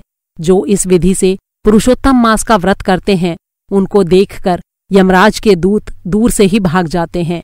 हे राजन, इस मास का व्रत 100 यज्ञों से भी श्रेष्ठ है। 100 यज्ञों के करने से स्वर्ग को प्राप्त होता है। पृथ्वी में जितने तीर्थ हैं और क्षेत्र हैं वे सब पुरुषोत्तम मास का व्रत करने वाले के शरीर में वास करते हैं। 22वां अध्याय समाप्त। 23वां अध्याय। राजा ने कहा, हे मुनिश्रेष्ठ, पुरुषोत्तम मास में दीपदान का क्या फल है, सो आप कृपा करके मुझसे कहिए। वाल्मीकि ऋषि बड़े हर्ष से कहने लगे, भाग्यनगर में चित्रबाहु नाम का राजा राज्य करता था। वो सत्य प्रतिज्ञा वाला, बुद्धिमान, शूरवीर, क्षमाशील, सब धर्मों को जानने वाला, शील रूप, दया से युक्त, पूजनीय भगवान का भक्त था। एक दिन दूर से आए हुए अगस्त्य मुनि को देखकर दंडवत नमस्कार कर विधि से उनका पूजन करके भक्ति से आसन बिछाकर ऋषि के आगे बैठकर विनय से नम्रता के साथ बोला कि आज मेरा जन्म सफल हुआ जो श्री कृष्ण के सेवक मेरे घर आए। फिर सिर झुकाकर राजा हाथ जोड़कर कहने लगा, महाराज, मेरे यहाँ बहुत सी लक्ष्मी और अकंटक राज्य कैसे हुआ और ये पतिव्रता स्त्री कैसे प्राप्त हुई? मैंने ऐसा कौन सा अच्छा कार्य किया था? ये सब कृपा करके मुझसे कहिए। अगस्त्य जी राजा से कहने लगे, हे राजन, मैं तेरे पूर्व जन्म का चरित्र कहता हूँ। सुंदर चमत्कारपुरी में तू मणिग्रीव नाम से विख्यात था। तू नास्तिक, दुष्ट चरित्र वाला, कृतघ्न, खोटी नीति वाला था। लेकिन तेरी ये सुंदर स्त्री मन, कर्म और वाणी से पति सेवा में परायण, पतिव्रता, महाभाग्यशाली और धर्म में निष्ठा वाली थी। तू पाप करने वाला, जाति वालों और भाई बंधुओं से त्यागा हुआ था। क्रोधी राजा ने तेरा सब उत्तम धन छीन लिया। फिर जो कुछ बचा वो जाति के लोगों ने छीन लिया। सब धन के चले जाने पर तुझको बड़े भारी धन की इच्छा हुई। धन के नाश होने पर, अत्यंत उद्विग्न मन हो जाने पर भी इस पतिव्रता स्त्री ने तेरा त्याग नहीं किया। हे राजन, इस प्रकार तू उस वन में रहता था। एक दिन मणिग्रीव धनुष उठाकर मृग के मांस के लिए बहुत से सिंह मृगों से भरे हुए वन को गया। उस मनुष्य रहित वन के मार्ग में उग्रदेव के नाम से प्रसिद्ध एक मुनि दिशा भूलकर दोपहर होने से अत्यंत पीड़ित और मूर्छित होकर वहां पर गिर पड़े। तब उस मार्ग के भूले हुए दुखित ब्राह्मण को देखकर तेरे मन में दया उत्पन्न हो गई और तू उसको उठाकर अपने आश्रम में ले आया। तुम दोनों स्त्री पुरुषों ने उस उग्रदेव की अत्यंत सेवा की। तब वो महायोगी चैतन्यता को प्राप्त होकर आश्चर्य करने लगा कि मैं कहाँ था और इस वन में मुझको कौन लाया। उग्रदेव बोला, मैं तुमको नहीं जानता हूँ कि तुम कौन हो, सो बताओ, क्योंकि बुद्धिमान ब्राह्मण को बिना जाने हुए नहीं रहना चाहिए। मणिग्रीव बोला, हे द्विज शार्दूल, मैं भाई बंधुओं तथा जाति के लोगों से त्यागा हुआ मणिग्रीव नाम का शूद्र हूँ। उग्रदेव ने शूद्र के वचनों को सुनकर अत्यंत प्रसन्नता से फलाहार कर जल पिया। तब मणिग्रीव बोला, हे मुनिश्रेष्ठ, मनुष्य रहित, बिना जल के, दुष्ट सिंह, व्याघ्र आदि जंतुओं से भरे इस महावन में आपको कहाँ जाना है? उग्रदेव जी बोले, मैं ब्राह्मण हूँ, प्रयाग जाने की इच्छा से इस अनजान वन में आ गया। तुमने मुझे जीवन दान दिया, इसलिए बताओ मैं तुम्हें क्या प्रदान करूं? हे मणिग्रीव, किस दुख से तुम दोनों स्त्री पुरुषों ने वन का आश्रय लिया, सो मुझसे कहो, मैं तुम्हारे सब दुख दूर करने की चेष्टा करूंगा। अगस्त्य कहने लगे कि इस प्रकार स्त्री के सामने उग्रदेव के वचनों को सुनकर मणिग्रीव मुनीश्वर की प्रार्थना कर दरिद्रता रूपी समुद्र से पार उतरने के लिए अपने अत्यंत भयंकर अनेक कर्म विपाक को सुनाने लगा। 23वां अध्याय समाप्त। 24वां अध्याय। उग्रदेव को मणिग्रीव सब कुछ बताकर बोला, हे ब्राह्मण, इस समय मुझ पापयुक्त पर आप अनुग्रह करो। मेरे किसी पूर्व जन्म के पुण्य से ही आप इस गहन वन में आए हैं। आप उपदेश रूपी पदार्थ से हमको कृतार्थ करिए, जिससे मेरा ये तीव्र दारिद्र्य क्षण भर में नष्ट हो जाए और अतुल वैभव को प्राप्त होकर मैं स्वेच्छा से विचरण करूं। उग्रदेव जी बोले, हे महाभाग, तुम कृतार्थ हुए जो तुमने मेरा अतिथि सत्कार किया है, इसी से तुम्हारा कल्याण होगा। बिना व्रत, बिना तीर्थ, बिना दान, बिना परिश्रम तेरा दारिद्र्य नष्ट हो जाएगा, ऐसा ही मैंने निश्चय किया है। इस मास के आगे तीसरा पुरुषोत्तम मास है, इसलिए तुम दोनों स्त्री पुरुष यत्न के साथ श्री पुरुषोत्तम भगवान की प्रसन्नता के लिए दीपदान करना। इससे तुम्हारा ये तीव्र दारिद्र्य मूल सहित नष्ट हो जाएगा। तिलों के तेल से दीपदान करना तथा ऐश्वर्य होने पर घी से करना। इस समय वन में बसते हुए तेरे लिए दूसरा कोई उपाय नहीं है। अगस्त्य जी बोले, इस प्रकार कहकर श्रेष्ठ ब्राह्मण दोनों हाथों में मुरली लिए हुए श्री कृष्ण भगवान को स्मरण करता हुआ प्रयाग की तरफ चल दिया। 2 महीने व्यतीत होने पर जब श्री पुरुषोत्तम मास आया, तब गुरु भक्ति में तत्पर दोनों स्त्री पुरुष उस मार्ग में दीपक जलाने लगे। आलस्य रहित वे दोनों ऐश्वर्य के लिए इंगुदी के तेल से दीपक जलाने लगे और इसी तरह सारा पुरुषोत्तम मास उन्होंने बिताया। उग्रदेव की कृपा से अंतःकरण को शुद्ध करके अंत में मरण को प्राप्त हो वे स्वर्ग को गए और वहां के सब भोगों को भोग कर उग्रदेव की कृपा से वे दोनों श्रेष्ठ जन्म को प्राप्त हुए। पूर्व जन्म में जो तुम मृग हिंसा में तत्पर थे, इस जन्म में वीरबाहु के पुत्र चित्रबाहु के नाम से विख्यात हुए। इस समय तेरे आधे अंग को हरने वाली जो तेरी स्त्री है, वो पति के पुण्य का आधा भाग लेती है। इंगुदी के तेल से श्री पुरुषोत्तम मास में दीपदान करने से तेरा अकंटक राज्य है। जो मनुष्य घी से अथवा तिलों के तेल से अखंड दीपक जलाया करे तो फिर कहना ही क्या है। पुरुषोत्तम मास में दीपदान का ऐसा ही फल है, इसमें कोई संशय नहीं है। उपवास से पुरुषोत्तम मास का व्रत करे तो फिर कहना ही क्या है। वाल्मीकि जी बोले, इस प्रकार अगस्त्य जी राजा चित्रबाहु के पूर्व जन्म की कथा कहकर सत्कार को प्राप्त हो नाश रहित आशीर्वाद देकर वहां से चले गए। 24वां अध्याय समाप्त। 25वां अध्याय। राजा दृढ़धनवा कहने लगे, हे ब्राह्मण, हे मुने, अब कृपा करके पुरुषोत्तम के व्रत के उद्यापन की विधि कहिए। पुरुषोत्तम मास के कृष्ण पक्ष में 14, नवमी, अष्टमी इन तिथियों में उद्यापन करना चाहिए। इस पुण्य पुरुषोत्तम मास में प्रातःकाल उठकर प्रातःकाल की सब क्रिया करके जैसे सामग्री मिले उसी से 30 ब्राह्मणों को न्योता देवें। यदि शक्ति न हो तो 5 या 7 ब्राह्मणों को न्योता देवें। दोपहर में सुंदर मंडल बनावें।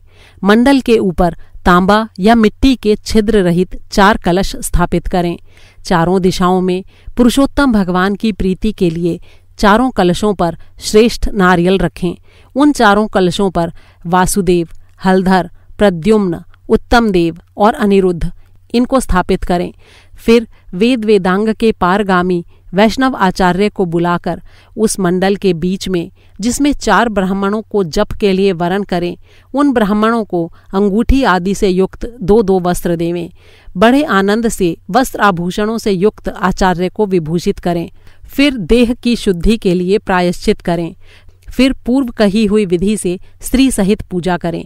वरण किए हुए ब्राह्मणों से 4 प्रकार का चतुर्व्यूह का जप करावें। चारों तरफ 4 अखंड दीपक जलावें। फिर क्रम से नारियल आदिकों से अर्घ्य दान करें। अर्घ्य देने का मंत्र है, देवेश, हे पुराण पुरुषोत्तम, हे हरे, आपको नमस्कार है। राधा सहित मेरे अर्घ्य को ग्रहण करिए। नवीन मेघ के समान श्याम, दोनों हाथों में मुरली लिए हुए, पीताम्बर धारण किए हुए राधा सहित पुरुषोत्तम देव को मैं नमस्कार करता हूँ। इस मंत्र को बोलकर राधा सहित श्री हरि को पुष्पांजलि देवे। फिर स्त्री सहित भगवान को साष्टांग नमस्कार करे। फिर ब्राह्मण को स्वर्ण सहित पूर्ण पात्र देवे और आनंद से आचार्य को बहुत सी दक्षिणा देवे। उसके पश्चात भक्ति से स्त्री सहित आचार्य को वस्त्र आभूषणों से प्रसन्न करे। फिर ऋत्विजों को उत्तम दक्षिणा देवे। स्त्री पुरुषों के पहनने योग्य वस्त्र शंकर पार्वती के नाम से देवे। 8 प्रकार का पद देवे और जूतों का जोड़ा देवे। वैष्णव ब्राह्मण के लिए श्रीमद् भागवत को देवे। आय चंचल विचारता हुआ अपनी शक्ति के अनुसार जल्दी देवे, देर न करे।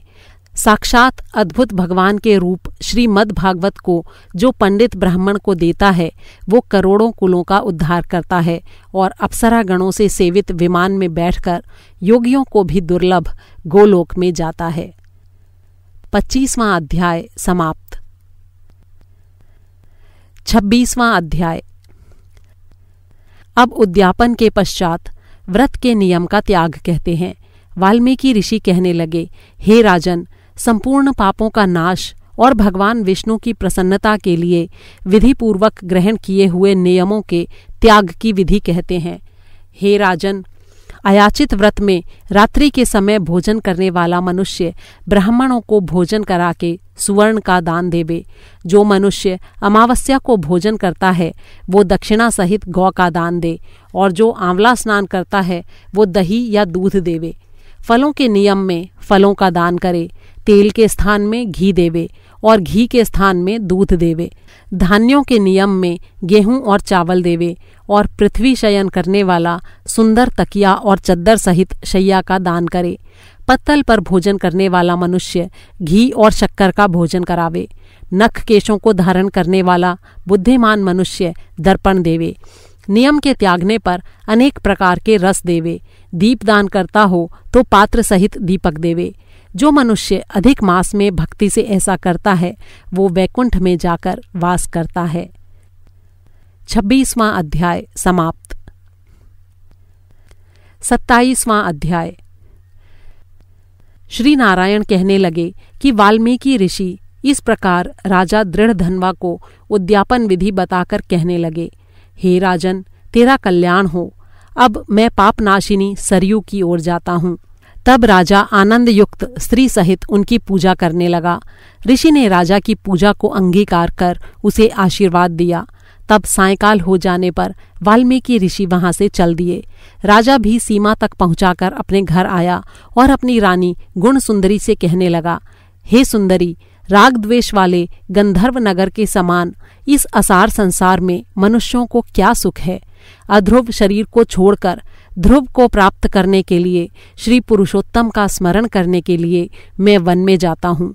तब वो पतिव्रता ऐसे वचन सुनकर अत्यंत नम्रता से हाथ जोड़कर कहने लगी, हे पतिदेव, मैं भी आपके साथ चलूंगी। पतिव्रता स्त्रियों के लिए तो पति ही देवता है। इस प्रकार प्रिया का वाक्य सुनकर और अंगीकार करके राजपुत्र का राज्याभिषेक कर स्त्री के साथ तत्काल मुनियों से सेवित वन को चला गया। इस प्रकार व्रत की विधि में स्थित हुए तपोनिधि राजा की वो पतिव्रता स्त्री हमेशा सेवा में तत्पर रहती। राजा के इस प्रकार करते हुए संपूर्ण पुरुषोत्तम मास के समाप्त होने पर तत्काल वहां पर विमान आया और विमान पर चढ़कर वो सुंदर नवीन शरीर धारण कर तत्काल गोलोक को चले गए। श्री नारायण बोले, हे नारद, इस पृथ्वी तल में पुरुषोत्तम के समान कुछ भी नहीं है। 1000 जन्मों तक तप करने से भी वो फल नहीं मिलता जो पुरुषोत्तम के सेवन से मिलता है। जैसे बंदर के 3 रात्रि स्नान करने से उसके करोड़ों जन्मों के पाप नष्ट हो गए थे, श्री पुरुषोत्तम मास में अनजाने ही उस दुष्ट बंदर के स्नान होने से पूर्व कुकर्मों का नाश हो गया था और वो सुंदर शरीर धारण कर विमान पर चढ़कर गोलोक को चला गया था। तपोनिधे, सब लोगों के हित के लिए वो कथा मेरे से कहिए कि उस बंदर ने 3 रात्रि कहाँ पर स्नान किया, वो बंदर कौन था, उसने क्या आहार किया, वो कहाँ उत्पन्न हुआ और उसके अनजाने ही पुरुषोत्तम मास में स्नान करने का क्या फल हुआ। श्री नारायण बोले, केरल देश में उत्पन्न अत्यंत लोभी एक ब्राह्मण था। इस कर्म से लोक में वो कदर्य यानी कंजूस के नाम से विख्यात था। यद्यपि उसके पिता ने उसका नाम चित्र शर्मा रखा था, लेकिन वो कभी भी कोई धार्मिक कृत्य नहीं करता था।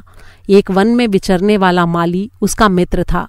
वो ब्राह्मण सुदेव अपने उस मित्र माली के पास जाकर रोकर बारंबार अपना दुख कहा करता था कि नगर के रहने वाले सदैव मेरा तिरस्कार करते हैं, इससे इस नगर में रहना अति कठिन हो गया है। वो माली उसको दीन जानकर दया करता हुआ बोला, हे कदर्य, तुम इस समय बाड़ी में रहो। वो कदर्य माली के वचन सुनकर बड़े आनंद से उस बाड़ी में रहने लगा। नित्य उसके निकट रहता और उसकी आज्ञा का पालन करता। इससे उस माली का उस ब्राह्मण पर दृढ़ विश्वास हो गया। तब उस माली ने अत्यंत विश्वास से अपने ही समान उसको उस बाड़ी का पति बना दिया और सब प्रकार से बाड़ी की चिंता छोड़कर स्वयं राजमंदिर में नौकरी कर ली। इधर लोभ से अत्यंत दुर्बल वो कदर्य बेचने से बचे हुए फलों को बड़े आनंद से निर्भय होकर खाने लगा। उस बाड़ी से उत्पन्न हुए द्रव्य को निर्भर होकर आप ग्रहण कर लेता और जब बाड़ी का माली पूछता तो असत्य बोलकर बहाना बना देता। इस प्रकार बुढ़ापे से गलित शरीर वाला वो दुर्बुद्धि कदर्य 87 वर्ष का हो गया। तत्पश्चात वो मूढ़ बुद्धि कदर्य मृत्यु को प्राप्त हो गया। उसको जलाने के लिए काष्ठ भी नहीं मिला। वेदों को जानने वाले कहते हैं कि बिना फल भोगे पाप नष्ट नहीं होते। मरने के पश्चात वो यमदूतों के मुदगरों की मार से हाहाकार करता हुआ अति भयंकर यम मार्ग को चला। विलाप करते हुए उस ब्राह्मण को यमराज के दूत यमराज के निकट लेकर गए। चित्रगुप्त उसको देखकर, उसके शुभ अशुभ कर्मों को देखकर अपने स्वामी धर्मराज से कहने लगा कि ये कदर्य ब्राह्मण अधम है। इस दुर्बुद्धि वाले धन के लोभी का कुछ भी सुकृत नहीं है। ये बाड़ी में रहता हुआ बड़े पाप कर्म करता रहा। बाड़ी के मालिक माली से इसने विश्वासघात किया। श्री नारायण बोले, हे नारद, इस प्रकार चित्रगुप्त के वाक्य सुनकर धर्मराज अत्यंत क्रोध से भरे हुए वचन बोले। ये 1000 वर्ष तक बंदर की योनि में रहे और विश्वासघात का फल इसको बाद में मिलेगा। 27वां अध्याय समाप्त। 28वां अध्याय। श्री नारायण कहने लगे कि हे नारद, इसके पश्चात वो अत्यंत दुखों को भोग कर बंदर योनि को प्राप्त हुआ। पापों का नाश करने वाला एक सरोवर था जो देवताओं को भी दुर्लभ मृग तीर्थ नाम से विख्यात था। इसी तीर्थ में वो ब्राह्मण फलों की चोरी के पाप से बंदर की योनि को प्राप्त हुआ। नारद जी कहने लगे, हे प्रभो, करोड़ों पापों से युक्त वो बंदर उस तीर्थ में कैसे बसता रहा? श्री नारायण बोले, चित्रकुंडल नाम वाला कोई वैश्य था, उसकी स्त्री तारिका नाम वाली थी। इन दोनों के पुरुषोत्तम मास करते हुए पुरुषोत्तम मास चला गया। पिछला दिन आने पर स्त्री सहित चित्रकुंडल ने अत्यंत प्रसन्नता के साथ उद्यापन किया और उद्यापन कराने के निमित्त स्त्री सहित वेद वेदांगों को जानने वाले ब्राह्मणों को बुलाया। हे नारद, वहां धन के लोभ से ये कदर्य ब्राह्मण भी पहुंच गया। जब उद्यापन विधि समाप्त हो गई तो चित्रकुंडल वैश्य ने उन स्त्री सहित ब्राह्मणों को अत्यधिक दान देकर प्रसन्न किया। उसकी बहुत सी दी हुई दक्षिणा से सभी ब्राह्मण अति प्रसन्न होकर अपने अपने घरों को चले गए।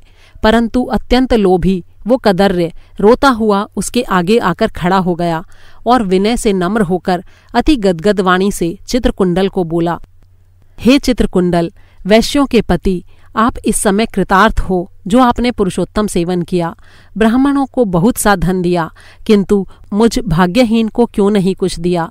उस कदर्य के ऐसे वचन सुनकर उस वैश्य ने कदर्य को भी बहुत सा धन दिया। उस ब्राह्मण ने उस धन को लेकर पृथ्वी में गाड़ दिया। वहां पर उस कदर्य ब्राह्मण ने पुरुषोत्तम मास की धन के लोभ में स्तुति की। पूजा को देखने के महात्म्य से तथा धन के लोभ से ही सही, लेकिन स्तुति करने से वो मृग तीर्थ को प्राप्त हुआ। नारद जी बोले, हे ब्राह्मण, शीतल जल वाला, घनी छाया वाला, मनोहर वृक्षों से शोभित उस वन में उसे रहने का क्या कारण था, सो कहिए। श्री नारायण कहने लगे, हे नारद, जब श्री रामचंद्र ने समुद्र में पुल बांधकर रावण का वध कर दिया तो रावण के मारे जाने से ब्रह्मा, शिव, इंद्र आदि सब देवताओं ने प्रसन्न होकर श्री रामचंद्र जी को वर मांगने के लिए कहा। तो उस समय श्री रामचंद्र जी ने कहा, हे देवताओं, यहाँ पर जो शूरवीर वानर राक्षसों के हाथों मारे गए हैं उनको आप जीवित कर दें। इतना सुनते ही देवताओं ने अमृत की वर्षा करके सब वानरों को जीवित कर दिया। जीवित होकर सारे वानर जय जयकार कर उठे। फिर श्री रामचंद्र जी विमान में बैठकर चारों ओर खड़े हुए वानरों को कहने लगे कि जहाँ जहाँ पर मेरे ये बहुत काल तक जीने वाले वानर बसेंगे वहाँ वहाँ पुष्प और फल वाले वृक्ष हो जाएंगे, नदी मीठे जल वाली हो जाएगी, शीतल सुंदर सरोवर होंगे। मेरी आज्ञा से तुम सब जाओ, तुमको कोई नहीं रोकेगा। हे नारद, फिर वो वानर पर्वत जैसा बढ़कर बहुत सी भूख और प्यास से युक्त होकर लोभी हो वन में विचरने लगा। जन्म से ही उसके मुख में पित्त की पीड़ा थी। उस पीड़ा से रात दिन उसके मुख से रुधिर बहता था और अत्यंत पीड़ा युक्त होकर वो कुछ भी नहीं खा सकता था। वो वानर चपलतावश श्रेष्ठ फलों को तोड़ता और मुख के निकट ले जाकर बहुत से फलों को फेंक देता। इस प्रकार नित्य प्रति निराहार रहते हुए दैव योग से उसी समय पुरुषोत्तम मास आ गया। उस मास में भी वो उसी तरह शीत और वायु आदि से पीड़ित रहा। किसी समय कृष्ण पक्ष में गहन वन में विचरता हुआ वो प्यासा अमृत जैसे कुंड के जल को पीने में समर्थ नहीं हुआ, लेकिन भूख से व्याकुल होकर चपलतावश वृक्ष के ऊपर चढ़ गया। एक वृक्ष से दूसरे वृक्ष पर जाता हुआ वो कुंड में गिर पड़ा और 5 दिन बाद मृत्यु को प्राप्त हो गया। तभी एक विमान वहां पर आया जो नाचती हुई अप्सराओं और सुंदर गाते हुए गंधर्वों और किन्नरों से सुशोभित था। इस प्रकार सुंदर शरीर को धारण कर वो महाभाग वानर अपने शरीर को देखकर अत्यंत आश्चर्य को प्राप्त हुआ और कहने लगा कि मुझ महापापी को ये विमान का सुख जो अत्यंत पुण्य वालों के लिए नियुक्त है कैसे मिला? मैंने तो कभी कोई अच्छा कार्य नहीं किया जिससे मैं हरि के स्थान को प्राप्त हूं। 28वां अध्याय समाप्त। 29वां अध्याय। उस कदर्रे के ऐसे वचन सुनकर दूत कहने लगे, क्या तुमने बड़ा भारी कार्य नहीं किया? हे प्रभु, सबसे उत्तम मास कैसे नहीं जाना? यह पुरुषोत्तम मास श्री विष्णु का प्रिय है और महापवित्र है। उसमें तुमने ऐसा तप किया है जो देवताओं को भी नहीं प्राप्त हो सकता। हे महाराज, वन में बंदर की देह में तुमने इसका प्रभाव नहीं जाना। अनजाने में मुख के रोग के कारण तुम्हारा निराहार व्रत हो गया। बंदरपन की चंचलता से वृक्ष के फल तोड़कर पृथ्वी पर फेंक दिए। उनसे दूसरे मनुष्य तृप्त हो गए और अंदर के बड़े भारी दुख से तुमने पानी भी नहीं पिया। इसीलिए अनजाने में तुमसे बड़ा भारी तप हो गया और फलों के गिराने से परोपकार भी हो गया। तीर्थ में 5 दिन गोते भी खाए। इसी से पुरुषोत्तम मास में तुम्हारा स्नान का फल भी हो गया। इस प्रकार तुम रोगी का अनजाने में ही तप पूरा हो गया। इसीलिए ये सब फल सफल हो गया। श्री नारायण बोले, इस प्रकार कहे हुए अपने भाग्य को सुनकर वो गोलोक को जाकर प्राप्त हुआ। श्री नारायण बोले, इस आश्चर्य को देखकर सब देवता चकित हो गए और पुरुषोत्तम की बड़ाई करते हुए अपने अपने स्थानों को चले गए। नारद जी कहने लगे, हे तपोधन, आपने दिन के प्रथम भाग का कृत्य कहा, पिछले भाग का कृत्य कैसे करना चाहिए? कृपा करके ये भी कहिए। श्री नारायण बोले, प्रातः काल का कर्म विधि से समाप्त कर फिर मध्याह्न काल की संध्या कर तिलों से तर्पण करे। अतिथि के लिए द्वार पर देखे। जो अतिथि भाग्य से गौ के दोहने के समय आ जाए तो उसकी पूजा करे। अत्यंत भक्ति से यथाशक्ति अन्न आदि से उसको संतुष्ट करे। भगवान यम कहते हैं कि फिर पूर्व की तरफ मुख करके मौन होकर शुद्ध सुंदर पात्र में अन्न की सराहना करता हुआ भोजन करे। पहले स्वाहा के अंत में ओंकार का उच्चारण कर घी से लपेटे हुए 5 ग्रासों को बिना दांत लगाए जिह्वा से निगल जाए। फिर मन लगाकर पहले मीठा भोजन खाए। ब्राह्मण शास्त्र विरुद्ध अभक्ष्य भोज्यादिक पदार्थों को न खाए। सूखा बासी भोजन भी अभक्ष्य कहा गया है। भोजन पर बैठकर श्रेष्ठ मार्ग का विरोध न करे।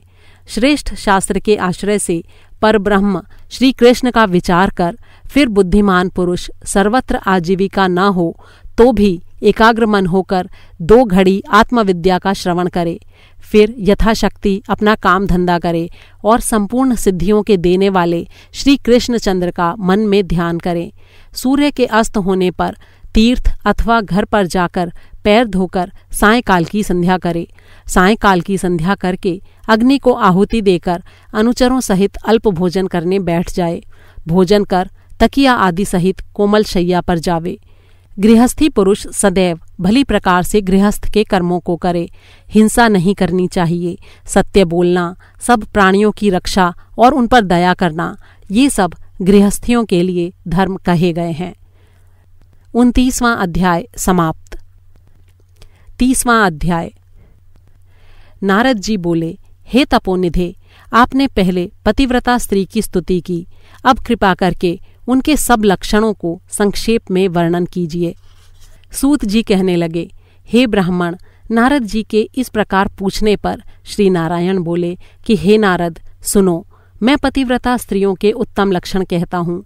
पति चाहे कुरूप हो या सुरूप, चाहे श्रेष्ठ स्वभाव वाला हो, रोग से युक्त हो या पिशाच क्रोधी या मद्य का पीने वाला हो, वृद्ध हो या मूर्ख हो, गूंगा हो या अंधा बहरा हो, भयंकर हो तो भी पत्नी के मन को आनंद देवे। सास और श्वशुर विशेष करके अपने पति की भक्ति करे, धर्म के कार्यों में अनुकूल रहे और द्रव्य का संचय करे, सदैव घर के काम धंधे में समर्थ हो।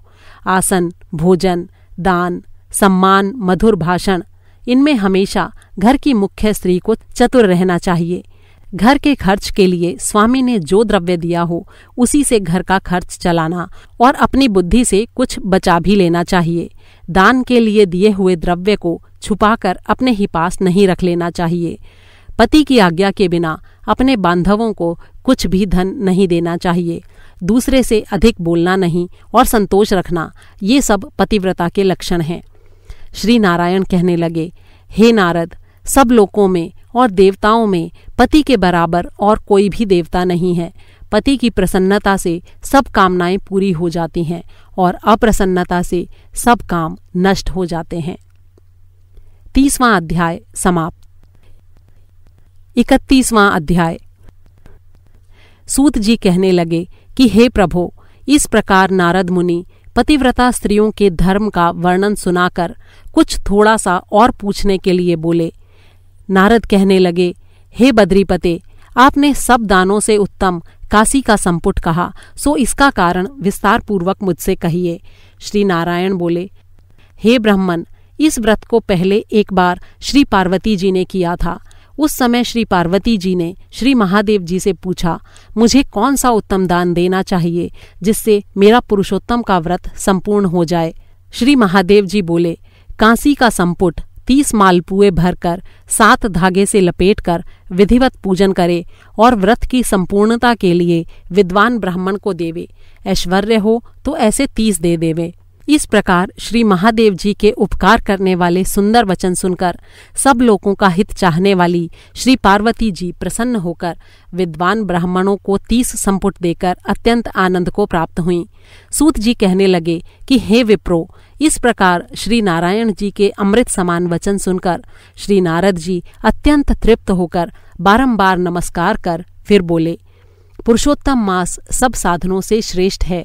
मैंने सब महात्म्य सुनकर ऐसा ही निश्चय किया है, जिसके सुनने मात्र से भी भक्ति से मनुष्य के महापापों का नाश हो जाता है। यदि श्रद्धा और विधि से किया जाए तब तो कहना ही क्या है। मेरी बुद्धि से ऐसा ही प्रतीत होता है। इसके आगे मुझको और कुछ भी सुनना बाकी नहीं रहा, क्योंकि मैं इस कथा रूपी अमृत से अत्यंत तृप्त हो गया हूँ।